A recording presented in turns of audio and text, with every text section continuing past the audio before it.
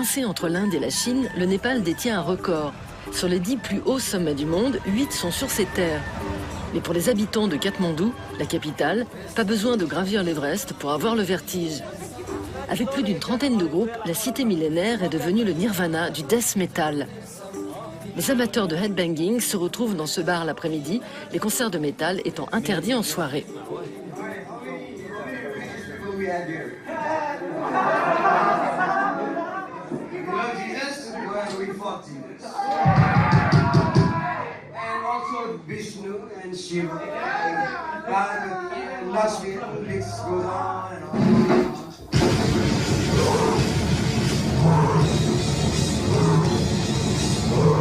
Créé en 99, Ugra Karma, Mauvaise Action en sanskrit, est l'un des premiers groupes à mettre le pied à l'étrier du death metal.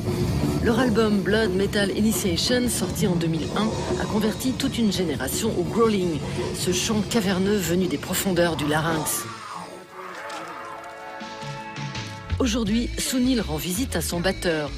Quand il n'écrase pas sa double pédale frénétiquement, Bikram élève des poules et des poissons-chats dans sa ferme aux abords de Katmandou afin de gagner sa vie. Car au Népal, le métal, ça se paie cash.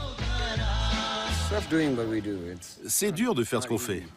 C'est pas facile, particulièrement dans cette société. J'ai souvent été arrêté par les flics. Pas en voiture, ils m'attrapaient dans la rue, juste parce que j'avais les cheveux longs. C'était pas un crime d'avoir les cheveux longs. Ils ne pouvaient pas me juger ou m'envoyer au tribunal pour ça, mais ils me harcelaient. Ça m'arrivait tout le temps.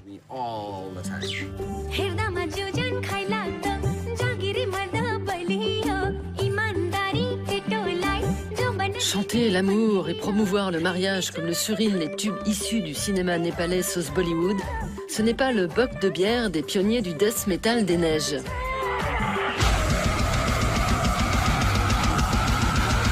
Dans l'un de ses derniers clips, le groupe de Katmandou, Underside, chante Satan in your stereo et évoque les démons qui vous rongent de l'intérieur.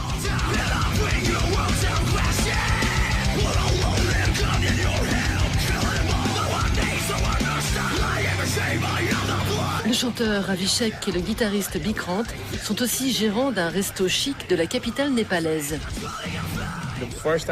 La première fois que j'ai chanté devant un public, c'était dans une église. Mes sœurs sont allées dans une école chrétienne.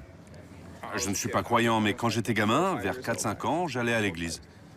Je chantais et on me donnait des bonbons. Alors j'y retournais et je chantais tout le temps pour des bonbons. Il est 16h, pour Underside, ce n'est pas l'heure du goûter, mais de grogner. Dans ce bar du quartier touristique de Tamel, le groupe a convié ses fans.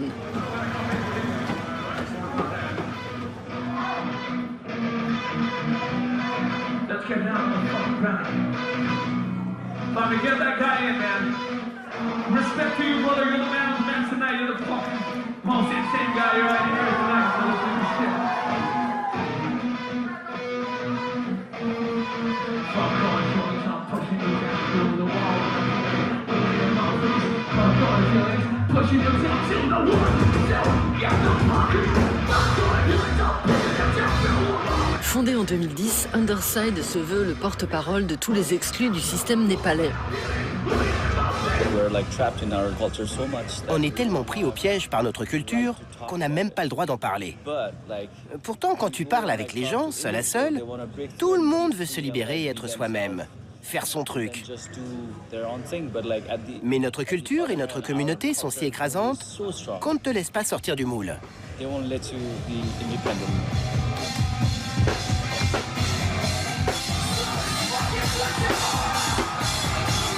L'année de sa formation, Underside crée le Silence Festival, où convergent plus de 4000 métalleux chaque année. Grâce à Bikrant, qui a travaillé plusieurs années en Suisse, ils réussissent même l'exploit de faire venir des groupes de death anglais, australiens ou polonais dans ce pays, longtemps coupé du monde. De son côté, Underside a déjà joué plusieurs fois en Europe.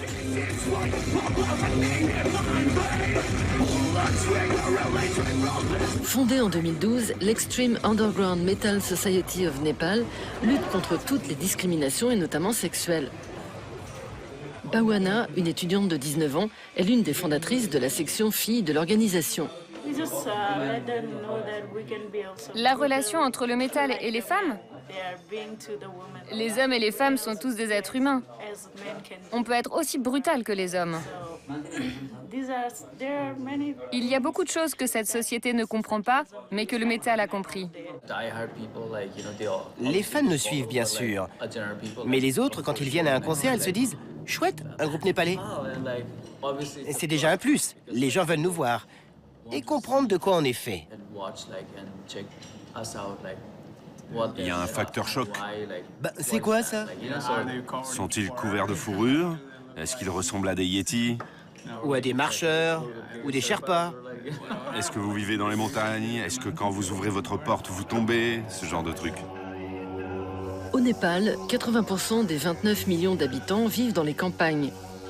Malgré cela, le pays ne parvient pas à subvenir aux besoins alimentaires de sa population, dont un quart vit en dessous du seuil de pauvreté. Derrière la carte postale, le pays composé d'une centaine de groupes ethniques qui pratiquent l'hindouisme, le bouddhisme et l'animisme connaît un taux de chômage de 50%. Enclavé entre deux grandes puissances, l'Inde et la Chine, sans accès à la mer, le toit du monde est surtout connu pour être le paradis des alpinistes, avec l'Everest, plus haut sommet du monde, culminant à plus de 8000 mètres. En 1951, le Népal ouvre ses frontières aux étrangers et Katmandou devient la destination finale des routards. Dans les années 70, les hippies se retrouvent ici, au point qu'on surnomme cette rue Freak Street. I've just bought enough ganja, that's the local name for marijuana, to keep me smoking for months. For the hash and pot smokers of the West, Kathmandu offers a first-class service.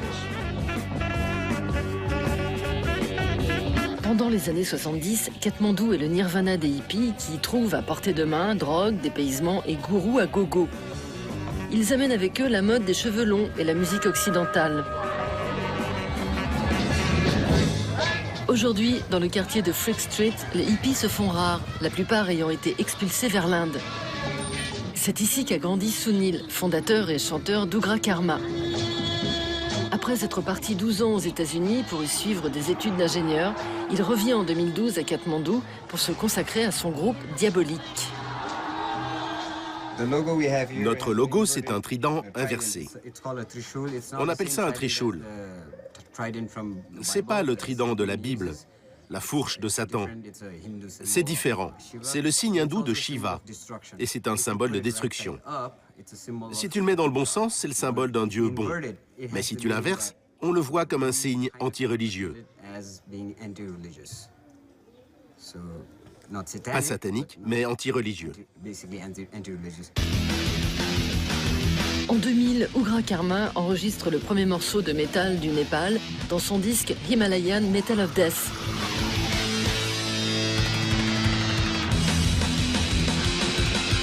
Pour le groupe, le diable n'est pas dans le death metal, mais dans les gourous. Ici, il y a plein de faux gourous qui restent assis et qui parlent toute la journée.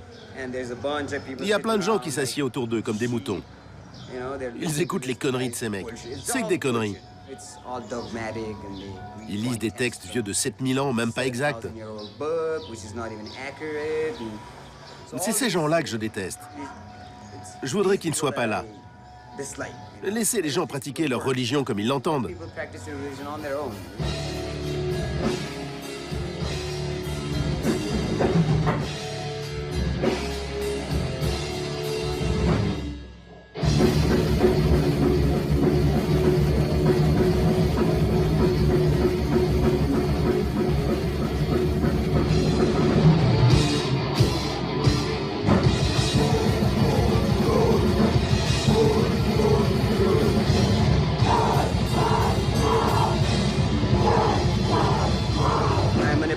Je suis népalais.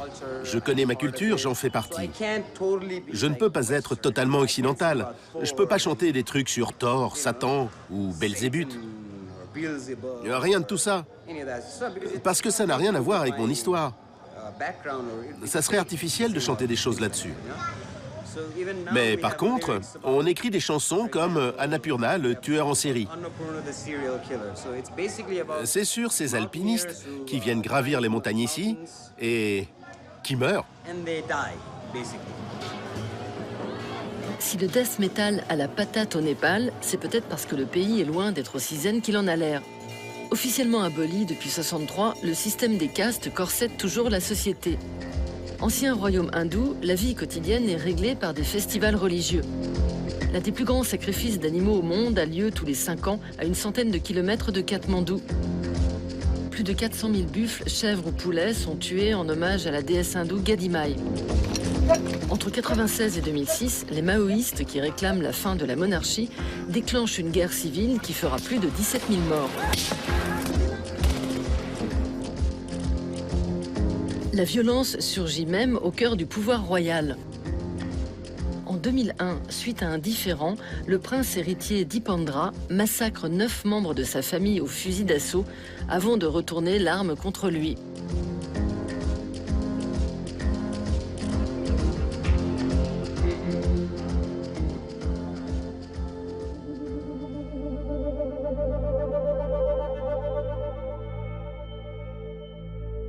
Il y a 3 ans, le pays vit une nouvelle tragédie. Un séisme dévaste Katmandou, faisant plus de 8000 morts et des millions de sinistrés.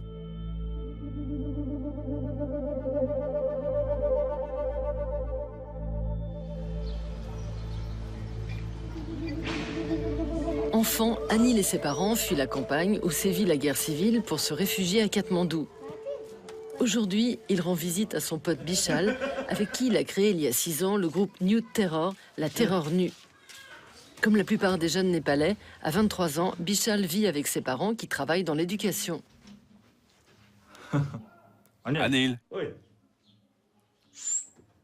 Ouais? viens là, s'il te plaît. Oui, les gens pensent souvent qu'on est des voyous. C'est ce qu'ils croient. On ne peut rien changer à ça, même si le pays se fait dépouiller par les gens qui portent le costume national. Les politiciens et compagnie n'ont pas les cheveux longs. Ils portent le costume national et ils nous arnaquent. Alors si tu juges les gens selon la façon dont ils s'habillent ou à quoi ils ressemblent, c'est de la stupidité et de l'ignorance. Avec des morceaux comme Ne viole pas, branle-toi ou La pauvreté, c'est l'esclavage, Nude Terror utilise le death metal pour secouer le cocotier népalais.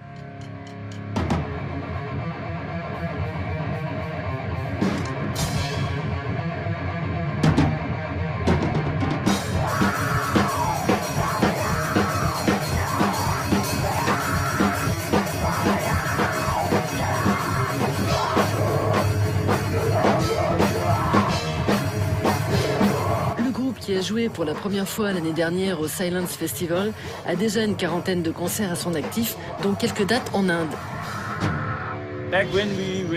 Quand on était en Inde, les organisateurs ne connaissaient pas nos têtes. Ils ne nous avaient jamais vus. Ils avaient juste entendu notre musique, alors quand on a atterri là-bas, ils ont été choqués de voir des petits mecs du Népal. La première chose que les organisateurs m'ont dit, c'est « Les mecs, vous êtes si petits ». Alors j'ai répondu « Attends de nous voir demain au concert ». Après qu'on ait joué, ils étaient sur le cul.